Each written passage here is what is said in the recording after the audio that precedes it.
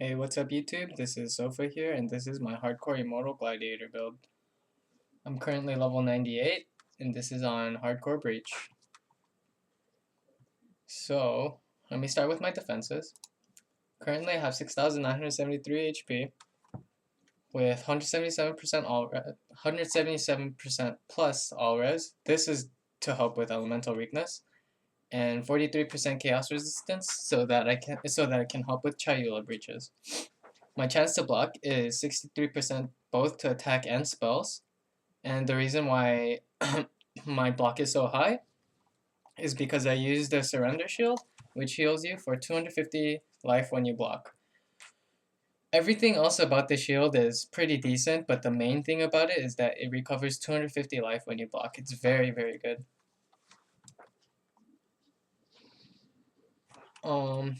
Let me get into my passives.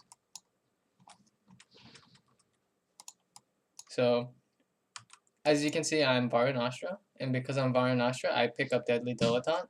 This wheel is very strong for Varunastra users because it gives you 24% attack speed and 108% physical damage. All the other nodes are pretty much just standard shield nodes. Get Testudo and Retaliation because you're already here. Might as well get the full wheel. By the Blade is another nice Varunastra wheel. Probably on the next level I'd pick this up, but and then you want to go up into the AoE nodes because AoE on Blade Flare is very good. Besides that, I will get into my jewels. I use the Red Nightmare because it gives me 13% chance to block and 41% chance to gain an endurance charge on kill. And that's because of all the fire resistance and all elemental resistances I have within the area. My only leech nodes are these 3 leech nodes that I'm already next to. And then other than that, I believe, oh, my ascendancies. So as for your ascendancies, you probably want to pick up Outmatch and Outlast first because this will help with leveling. And then you immediately want to go into Painforged into Versatile Combatant. And this is obviously because you want to block spells, and you want to block spells, or you want to block everything you can because you want to be healing with the surrender. Lastly, you would be getting Gratuitous Violence. It works a lot like Exploding Palm if you've ever played Diablo 3, but if you haven't, I'll just explain really quickly. You have a 25% chance on hit to cause the enemy to bleed, and if that enemy is bleeding, then when you kill it, it will explode and deal 10% of its maximum life to any enemies around it. And this is very useful. Just in general, it's helpful for clearing, but it's very good in Breach because there's so many trash mobs surrounding the rares within a Breach that once you kill the trash, the rares mob will just quickly deplete because Gratuitous Violence is just working on all the trash mobs around it. Other than that, I will get into my gems and auras. I use Hatred, Herald of Ash, and Arctic Armor. Very standard auras on hardcore. Arctic Armor obviously because it reduces 13% physical damage. And then Hatred and Herald of Ash are just obvious damage auras. So to my auras, I have Enlighten linked so that I can actually use all 3 of those auras. Because if you don't have Enlighten, you won't have the mana. You'll be reserving 100%, so you can't use anything. Next is Increased Duration, Val Lightning Trap, and Val Haste. These are also very standard. Enduring Cry, Portal, and then these 2 are just gems that are there because I have open slots. And then Ancestral Warchief and Faster Attacks. I don't really think I need more links to Ancestral Warchief. I just put it up pretty much like before I open a box or if I'm fighting a boss to do extra damage. And usually I only do it against bosses that are exceptionally tanky.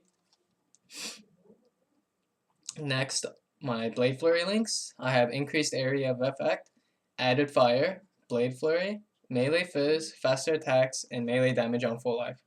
The only thing that's interchangeable, or I guess I should say that I change, is Melee Damage on full life with Weapon Elemental Damage. And the only time I do this is when I'm running a no regen map,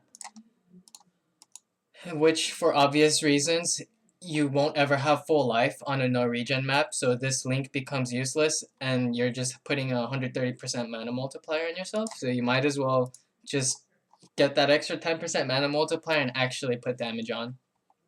And because this makes your mana consumption a little higher, it's actually kind of annoying when you're mapping. So if you had an Enlighten level 4, it would most likely solve the issues of having mana or recovering mana. But it's not too big of an issue. You could still probably just run the map 5 link if you really didn't like how it works.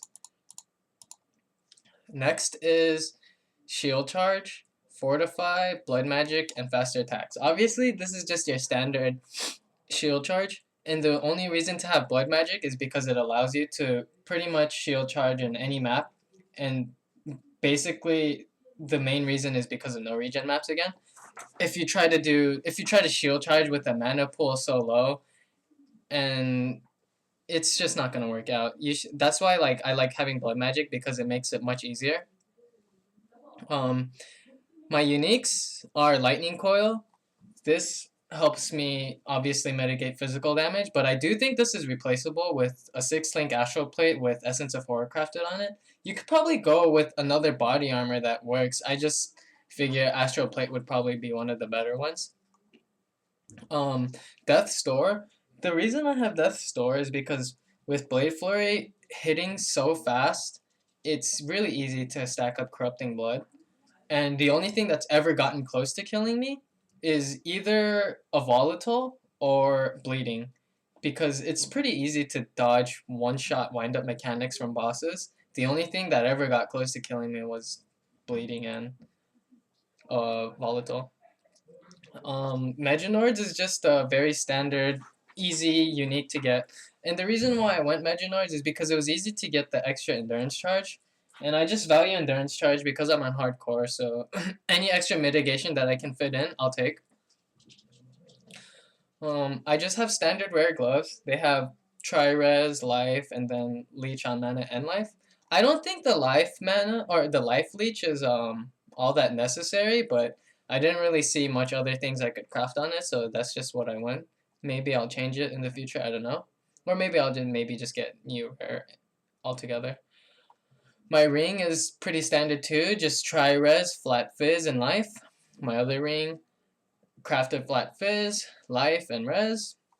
And the reason I went the Chaos Ring is because I do think other than bleeds, poisons they never get close to killing you, but they can get pretty annoying, and if you're not paying attention, it can make you lose a lot of HP pretty fast. So it's not necessary, but I think it's more of like a quality of life thing, especially when you're chaining strands. It's nice to have the poison resistance or the chaos resistance because there's a lot of zombies that drop poison clouds. And then my Ami is just another res, just pretty much another stat stick. All my rares are just stat sticks, and then the uniques are just pretty much like what enables my build. My flask is a Chemist Silver Flask of Heat. I have this so that I can open boxes easily and just keep going. Taste of Hate, obviously just a standard physical flask, mitigates physical damage, and then as well it gives me Blade Flurry DPS because I'm using Hatred. Dying Sun, I didn't think this was gonna be that useful, but after I tried it, oh my god, it is amazing for clear speed. That is the reason why I got it, because it's so good for clear speed. Or that's the main reason I kept it, I mean.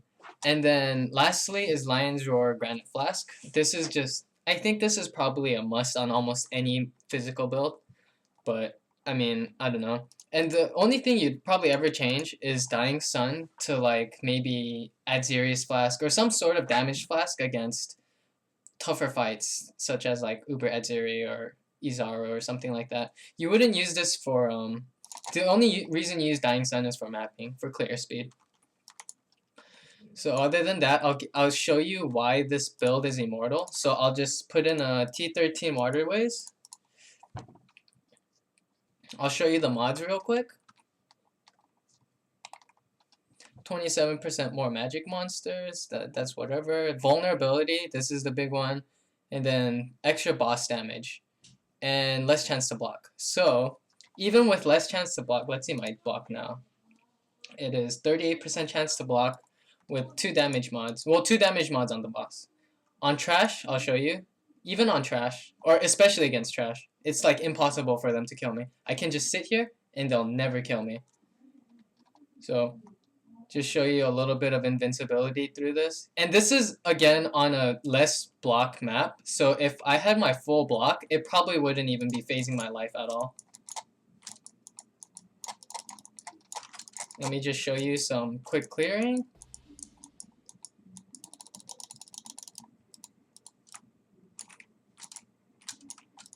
Alright, so you can see that the clear is pretty damn good.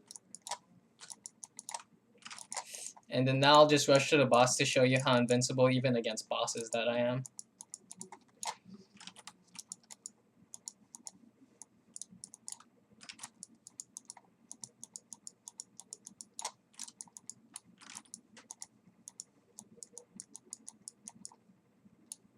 So as you can see, I'm not going to just sit there because it's a less block map, so I may have a chance to that. I just want to be safe because I'm a hardcore.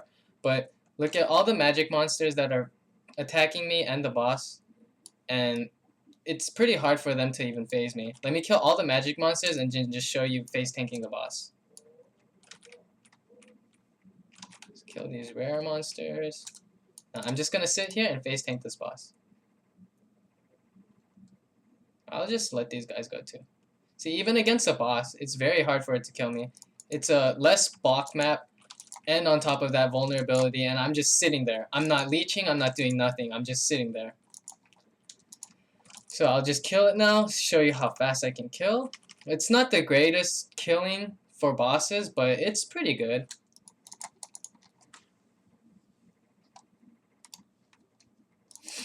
So other than that, I believe that is it for my build.